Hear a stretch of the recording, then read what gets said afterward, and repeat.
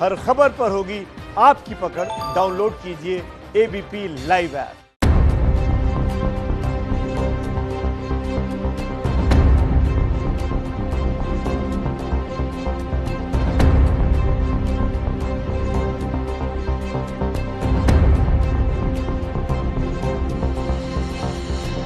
देखिए, जैसे जैसे सर्दियां करीब आ रही हैं, हवा की गुणवत्ता जो है वो खराब होती जा रही है। गुड से सिवियर की कैटेगरी में जगह जगह, जो दिल्ली की बात करें तो उसके कई सारे इलाके आ चुके हैं। इसी को ध्यान में रखते हुए सुप्रीम कोर्ट द्वारा गठित ईपीसीए ने यह निर्णय लिया है कि कई सारी सोसाइटीज जो कि दिल्ली और एनसीआर में हैं, उनमें जनरेटर्स का इस्तेमाल केवल इमरजेंसी सर्विसेज के लिए किया जाएगा। इस वक्त जो आप तस्वीरें देख रहे हैं वो नोएडा के अजनारा होम्स 121 सोसाइटी की हैं और ये जनरेटर्स आपको जो तस्वीरों में दिखाई दे रहे हैं वो दरअसल अब तक 24/7 पावर सप्लाई जो है अपने रहने वाले रेजिडेंट्स को देते थे। लेकिन अब इस निर्णय के बाद में क्या कुछ बदलने वाला है, क्या कुछ चुनौतियां इन लोगों के सामने आने वाली हैं, क्योंकि इमरजेंसी सर्विसेज में कुछ एक चीजें ही हैं जैसे कि मेडिकल रिलेटेड चीजें हैं जिसमें एलिवेटर्स शामिल हैं, लेकिन उसके अलावा कई सारे लोग क्योंकि लॉकडाउन की वजह से वर्क फ्रॉम होम कर रहे हैं, उनके लिए कितना मुश्किल होने वाला है ये निर्णय। आइए लोगों से जानते हैं। इस वक्त हमारे साथ सोसाइटी की वाइस प्रेसिडेंट गरिमा त्रिपाठी जी मौजूद हैं। गरिमा जी,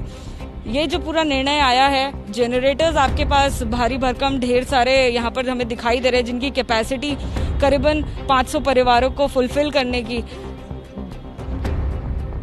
1700 फैमिलीज रहती, 1700 परिवारों को फुलफिल करने की कैपेसिटी है, लेकिन इनका इस्तेमाल अब 24/7 नहीं कर पाएंगे आप, तो क्या कुछ ऑल्टरनेटिव सोचा है?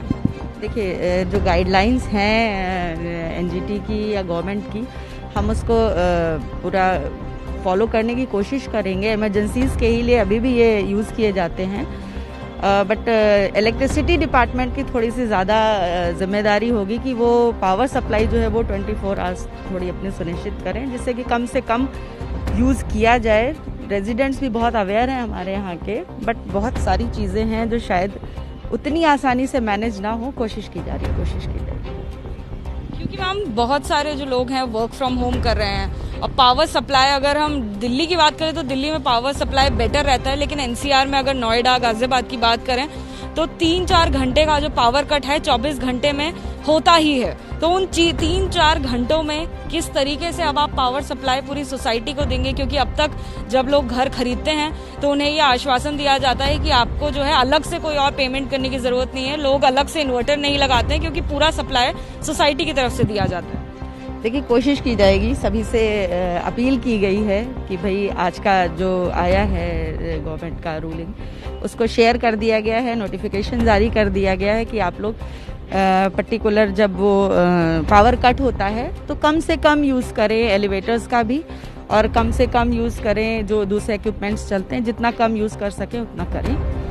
बाकी देखते हैं आगे फीडबैक कैसा आता है, तो हम लोग भी अपनी बात पहुंचाएंगे।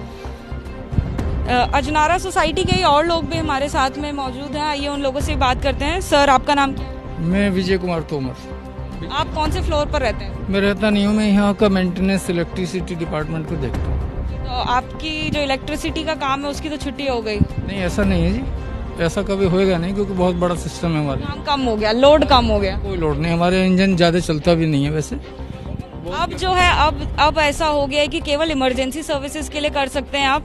जब लाइट जाएगी तब आप सप्लाई पूरे टाइम नहीं कर सकते।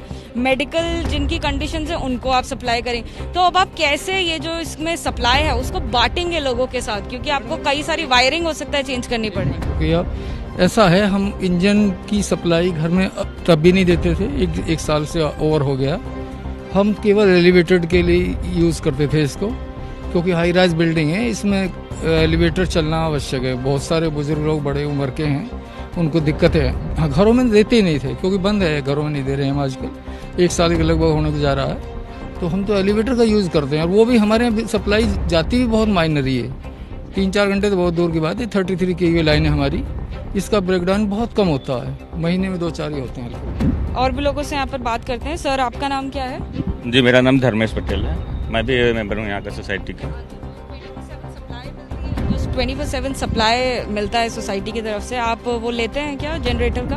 आज पहले भाई ये बोलना चाहूँगा, जो गवर्नमेंट का जो डिसीजन है ये जनसेट बंद करने का, वो डिसीजन अच्छा है, लेकिन क्योंकि पोल्यूशन सभी के लिए समस्या है, लेकिन मैं बोलना चाहूँगा कि हमारे पास कोई वैकल्पिक व्यवस्था अवश्य होनी चाहिए, क्योंकि बिजली आज की डेट में 24/7 अनिवार्य एक रूप से हो गया, लाइफ लाइन है यहाँ पे हाई राइज सोसाइटियों का, क्योंकि पूरी हाई राइज सोसाइटी की लिफ्ट और पानी सारी चीज़ें बिजली पे ही डिपेंड हैं। तो मेरा गवर्नमेंट से ये अनुरोध रहेगा कि रेजिडेंशियल सोसाइटी के लिए इस तरीके का कोई भी गाइडलाइंस इशू करने से पहले ये सारे पॉइंट्स को कंसीडर करने चाहिए। लोग हमारे साथ में आइए, उनसे बात करते हैं। मैम, आपका नाम क्या है? मेरा नाम रश्मि द्विवेदी है। मैं joint secretary of homes 121। Ma'am, power supply जो है 24/7 जो अब तक सभी लोग एंजॉय कर रहे थे, जैसे सर बता रहे हैं, केवल एलिवेटर्स के लिए क्या दी जा रही थी, घरों में नहीं दी जा रही है? नहीं, बिजली घरों में भी दी जा रही थी, लेकिन चूंकि जब आप डीजी यूज करते हैं तो this is you are paying some extra amount for it. So तो उसके लिए सभी resident use it very efficiently कि आप उसको कम से कम यूज करें, जितना यूज करेंगे उतना ही you will be charge. So there is some extra amount which you are paying for DG services. तो इसीलिए इसेंशियल सर्विसेज के अलावा लोग मिनिमल यूज करते हैं उसका। नहीं, दिक्कत तो है because we are very used to of 24/7 and we have paid for 1 kV load as well for DG. So it will be difficult, and until unless we will not have proper guideline what is being there in the essential services and how much we can use as a residential अच्छा, मतलब हम लोग घर में कितना उसको use कर सकते हैं, किस मात्रा में हम कितना घर में यूटिलाइज कर सकते हैं। जैसा हमने बताया आपने कि वर्क फ्रॉम होम भी काफ़ी लोग कर रहे हैं, तो वर्क फ्रॉम होम जब हम करते हैं तो हमारे सारे वाईफाई वगैरह सब बिजली से ही कनेक्टेड होते हैं, सबको ही पता है। तो अगर बिजली नहीं आएगी तो दैट विल बी मतलब वो एक मेजर ड्रॉबैक है, हम फिर उस टाइम कैसे कंटिन्यू करेंगे। तो it will also effect our bread and butter as well. Sir, जैसे कि मैम भी बता रही हैं कि वर्क फ्रॉम होम का अभी कल्चर चल रहा है, क्योंकि लॉकडाउन की वजह से कई सारे ऑफिसेज जो हैं उन्होंने अनाउंस कर दिया है कि दिसंबर तक या जनवरी तक ऑफिस में नहीं बुलाया जाएगा। ज़्यादातर लोग यहाँ पर भी वर्क फ्रॉम होम करते होंगे, उनके ऊपर भी किस तरह का इम्पैक्ट पड़ेगा? सबसे पहले आपका नाम? मेरा नाम सर्वेश शर्मा है और मैं सोसाइटी का सेक्रेटरी हूँ होम्स 121 का। देखिए, इम्पैक्ट तो पड़ना है 110%, क्योंकि आप ऑफिस नहीं जाओगे, घर पे लाइट नहीं होगी तो आप काम नहीं कर सकते हो। कोई भी गवर्नमेंट ये नहीं चाहेगी कि लोग ऐसे परेशान हो आज की सिचुएशन में। ठीक है, कोविड से पहले की सिचुएशन आज की सिचुएशन में ज़मीन आसमान का अंतर है। बट आप जो बात को सबसे पहले हमें गाइडलाइन देखनी हो, गाइडलाइन क्या आती है। लास्ट टाइम भी इन्होंने गाइडलाइन दी थी, गवर्नमेंट की गाइडलाइन थी, बट उसमें इसेंशियल सर्विसेज और सोसाइटीज़ मतलब रेजिडेंशियल अपार्टमेंट को उन्होंने छूट दिया था। लेट्स सी कि गाइडलाइन में क्या है, वो देखने के बाद ही पता चलेगा। जिसमें कुछ होता है देखते हैं। गवर्नमेंट कभी भी नहीं चाहेगी कि लोगों को दिक्कत हो, कोई भी। पावर कट की बात करें तो नोएडा में जहाँ पर आप लोग रहते हैं, आपकी सोसाइटी, यहाँ पर पावर कट अराउंड कितना रहता है अगर हम अप्रॉक्सीमेट बात करें 24 घंटों में? 24 घंटे बाद देखिए नॉर्मली लाइट नहीं जाती है। मैं वीकली आपको एक फिगर दूँ, वीकली में 1 आवर मैक्सिमम या 2 आवर, मतलब जब ज़रूरत होती है, कुछ ऐसा हो गया कि आंधी पानी कुछ आ गया, अदरवाइज लाइट नहीं जाती। नोएडा हम लोग जहाँ पे रहते हैं, ठीक है, थैंक गॉड नोएडा में रहते हैं, नोएडा गौतम बुद्ध नगर में लाइट कम जाती है, बट छोटे शहरों में बात करें, छोटे शहरों में ज़्यादा जाती है, तो वहाँ पे इशू आएगा। बट यहाँ सोसाइटीज़ में, मतलब नोएडा की सोसाइटीज़ में मुझे लगता है कम इशू आएगा इस चीज़ को लेके, लाइट जाने को लेके। कई सारे लोग जो हैं उनको मेडिकल इक्विपमेंट्स भी यूज़ करना है, कई सारे लोग बीमार हैं। ऐसे भी आपकी सोसाइटी में कुछ लोगों की आपको जानकारी है जिनके पास अगर लाइट नहीं रहेगी तो ज़्यादा चुनौती रहेगी? हाँ, ऑफ कोर्स मैम, हमारी सोसाइटी में आप देखेंगे आज की डेट में 10 ऐसे पेशेंट हैं जो सोसाइटी के अंदर ही है। उनके घर में आप देखेंगे तो जस्ट लाइक हॉस्पिटल, उनका पूरा जो रूम है पूरा उसी पे ऑक्सीजन सिलेंडर लेके सब कुछ है। हाँ, यहाँ पे है पी टावर में ही है, अभी आप देखेंगे पी टावर में। हाँ जी मैम, आपका नाम? डॉक्टर रेणु। जैसे कि सर बता रहे हैं कई सारे ऐसे लोग भी हैं जिनके घर में हॉस्पिटल की तरह सारे इक्विपमेंट्स रखे हुए हैं, तो उनके लिए बेहद मुश्किल होने वाला है। आप कुछ जानकारी दें।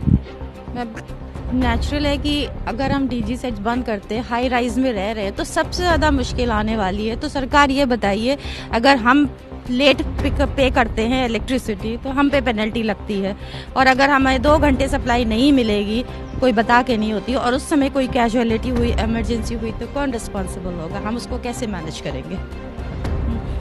अभी आप मुझे कॉल किया, मैं 5 मिनट्स में आ गई, 8th फ्लोर पे रहती हूँ, अगर इमरजेंसी होती है मैं कैसे आऊँगी नीचे, या कुछ भी होता है हमारे यहाँ ऊपर ओवर वाटर है, टैंक्स लगे हैं, कभी बॉल फट जाता है, कभी कुछ फट जाता है, तो मैं अगर अपने लेबर जाते हैं, हमारा स्टाफ जाता है, वो कैसे पहुँचेगा? कोई बुजुर्ग रहते हैं इतनी, कोई कैजुअलिटी हो गई, हार्ट अटैक हो गया, कुछ भी हुआ, इमरजेंसी के केस में हम कैसे मैनेज करेंगे मैम, ये बताइए। तो लिफ्ट तो चलना, मतलब मुझे तो नहीं लगता कि डीजी से बैन करना इज सोल्यूशन। सर जो मेडिकल कंडीशंस के लोगों के बारे में आपने बात करी, ऐसे कई सारे लोग, जैसा आपने बताया कि आपकी सोसाइटी में करीबन 9 से 10 ऐसे परिवार हैं जिनमें अस्पताल की तरह सारे इक्विपमेंट्स रखे हुए हैं। ये जो इक्विपमेंट्स होते हैं सर, वो ज़्यादातर इन्वर्टर से नहीं चल पाते हैं, केवल इलेक्ट्रिसिटी उनको चाहिए होती है। तो वो लोग कैसे मैनेज करने वाले हैं? एज अ सेक्रेटरी आपको उन्होंने क्या जानकारी दी है और आप उसको किस तरह से ओवरकम करने वाले हैं? मैम देखिए, अभी तो एज सच रेजिडेंट को, मैक्सिमम रेजिडेंट को तो पता ही नहीं कि ये चीज़ें कोई गाइडलाइन आई भी है। अब तो मीडिया के थ्रू जिन लोगों को पता चलेगा तब उन्हें दिक्कत होगी, अब क्या करेंगे। देखिए भाई, बता गाइडलाइन आ जाने दीजिए। देखिए गवर्नमेंट ने इसेंशियल पे कुछ तो दिया है, जैसे मीडिया के थ्रू मेरे को पता चला है, मेरे ख्याल से आप ही का चैनल, कल मैं देख रहा था तो आप ही के चैनल पे आया था कि इसेंशियल सर्विसेज में छूट दी है। तो डिसीजन आने दिए तभी पता चल पाया, क्योंकि अभी हम देखें कि हमारे पास कोई एक्शन प्लान नहीं है। हम सोचें कि कैसे क्या उसको ओवरकम कैसे करेंगे, हम कैसे उसको सॉर्ट आउट करेंगे, but as of now we don't have any option. और व्यक्ति आई उनसे बात करते हैं। सर आपका नाम? मेरा नाम है ललित चतुर्वेदी। ललित जी, आप कौन से फ्लोर पर रहते हैं? मैं ग्राउंड फ्लोर पर रहता हूँ, सी टाउन। आपके लिए एज सच कोई चैलेंज नहीं आया? एज सच कोई चैलेंज तो नहीं है, बट ये सबसे बड़ा चैलेंज ये है कि मैं लास्ट 13 ईयर से नोएडा में रह रहा हूँ, और जब से मैं एनसीआर में आया हूँ मैं लगातार इस प्रॉब्लम को फेस कर रहा हूँ कि अक्टूबर नवंबर के महीने में ये वाली प्रॉब्लम आती है। और लाइट तो ज़्यादा नहीं जाती, बट ये जनरेटर को बंद करने का जो प्रोसेस, ऐसा लगता है गवर्नमेंट ने एक स्टैंडर्ड ऑपरेटिंग प्रोसीजर बना लिया है अपना। मुझे तो ऐसा लगता है कि ये डोमेस्टिक के लिए नहीं होना चाहिए, इंडस्ट्रियल के लिए होना चाहिए, क्योंकि डोमेस्टिक इतना इफेक्ट करता नहीं है चीज़ों को। बट प्रॉब्लम यह है कि गवर्नमेंट को ये सोचना चाहिए कि ये जो प्रॉब्लम पराली के थ्रू आ रही है, जनरेट हो रही है, उसको कैसे ओवरकम किया जाए, बजाय इसका कि एसओपी की तरह आप हर साल ये कह देंगे सब जनरेटर बंद कर दीजिए और 1 महीने के बाद उस सब चीज़ों को भूल जाते हैं सब लोग। तो उसके बारे में कुछ सोचना चाहिए। ठीक है, ये तो अगर गवर्नमेंट ने कहा है तो हम उसको ओबे करने की कोशिश करेंगे, हम उस लॉ को कंप्लाई करने की कोशिश करते ही हैं हर साल, but this is not a permanent solution. यहाँ प्रॉब्लम होती है लोगों को, उसका ध्यान रखना चाहिए सरकार। तो देखिए, सोसाइटी अजनारा की सोसाइटी जो है, इनके लोगों से हमने बात करी। लोगों का कहना है कि परमानेंट सोल्यूशन ये नहीं नज़र आ रहा है। जनरेटर्स आप यहाँ पर देख सकते हैं बड़े बड़े। ये जो डिसीजन है ये इसको मद्देनजर रखते हुए लिया गया है कि अब जो आने वाला प्रदूषण है, अब जो बढ़ने वाला स्मॉग है, वो शायद इस तरीके से डीजल का इस्तेमाल कम करने से, जनरेटर का इस्तेमाल कम करने से कुछ कम हो सकता है, उसमें कुछ कमी आ सकती है, और जो हवा का लेवल है उसमें कुछ सुधार हो सकता है। लेकिन क्या ये एक सॉलिड डिसीजन है, क्या ये एक परमानेंट डिसीजन है, इस पर भी सवाल बना हुआ है। साथ ही साथ सबसे बड़ा सवाल ये भी है कि जो मेडिकल कंडीशंस के लोग हैं, जो लोग रह रहे हैं, जिनके घर में मेडिकल के कई सारे इक्विपमेंट्स हैं, ऐसे कई सारे इक्विपमेंट्स जो हैं वो केवल बिजली से चल पाते हैं, इन्वर्टर के जरिए नहीं चल पाते हैं, उनको चलाने के लिए जनरेटर की ज़रूरत होती है। तो आखिर उसके लिए किस तरह की गाइडलाइंस जारी की जाएंगी और उन लोगों के लिए किस तरह से सहूलियत पहुंचाई जाएगी?